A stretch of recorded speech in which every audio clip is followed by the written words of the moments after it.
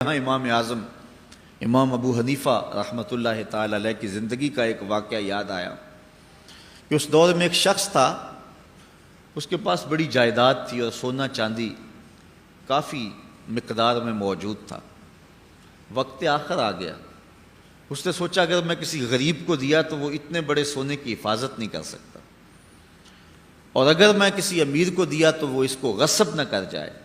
خیر اس نے ایک شخص کو بلایا اور تھیلے میں ڈال کر کے وہ سونا اور وہ چاندی دیا۔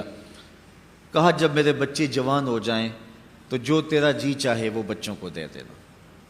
یہ وصیت نامہ ساتھ لکھا اور اس کے سپرد کر دیا۔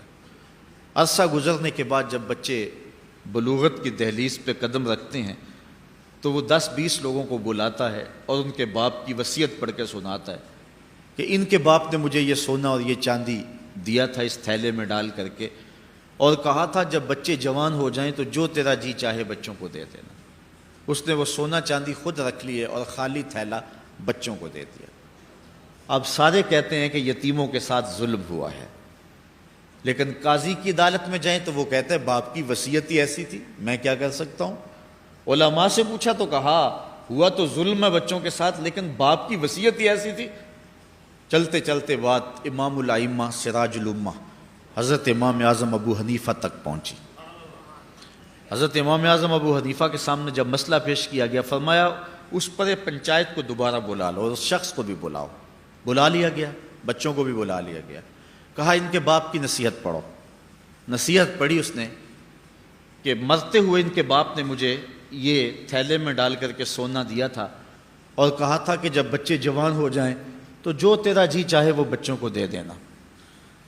تو میں نے تھیلا ان کو دے دیا ہے اور سونا میں نے خود رکھ لیا ہے۔ تو حضرت امام اعظم فرمانے لگے کہ وصیت دوبارہ پڑھو نا۔ اس نے وصیت دوبارہ پڑھی تو اس نے کہا جی ان کے باپ نے مجھے کہا تھا کہ جب بچے جوان ہو جائیں تو جو تیرا جی چاہے وہ بچوں کو دے دینا۔ تو امام اعظم فرمایا کہ ان کے باپ نے کہا تھا جو تیرا جی چاہے وہ بچوں کو دے دینا۔ اب تو بتا تیرا جی سونے کو چاہ رہا ہے یا تھیلے کو چاہ رہا ہے؟ اس نے کہا جی میرا جی تو سونے کو چاہ رہا ہے۔ کہا وصیت یہی تھی جو تیرا جی چاہے وہ بچوں کو دے دینا، اب تو ان کو سونا دینا اور خود تھیلا رکھ۔ تو حضرت امام اعظم امام ابو حنیفہ نے اس طرح فیصلہ کر کے جو ہے وہ غریبوں کو اور یتیموں کو ان کا حق دلوا دیا۔ تو فرمایا لن تنالوا البر، تم اتنی دیر تک نیکی کو نہیں پا سکتے حتی تنفقوا مما تحبون، جب تک اس کو خرچ نہ کرو جس کو تم خود چاہتے ہو، جب تک اس سے خرچ نہ کرو جس کو تم خود چاہتے ہو۔ جو تم اپنے پاس رکھنا چاہتے ہو اس سے کچھ حصہ خرچ کرو گے تو پھر تمہیں نیکی ملے گی۔ اگر بچا کھچا اور جو قابل نہیں تمہارے استعمال کے رہا وہ اگر خرچ کر دیا تو اس سے کسی کو فائدہ ہوگا، چلو نیکی بھی تمہیں مل جائے گی، لیکن نیکی کی حقیقت اس وقت نصیب ہوگی جب تک تم اس مال سے خرچ نہیں کرو گے جس مال کو تم اپنے لیے پسند کرتے ہو۔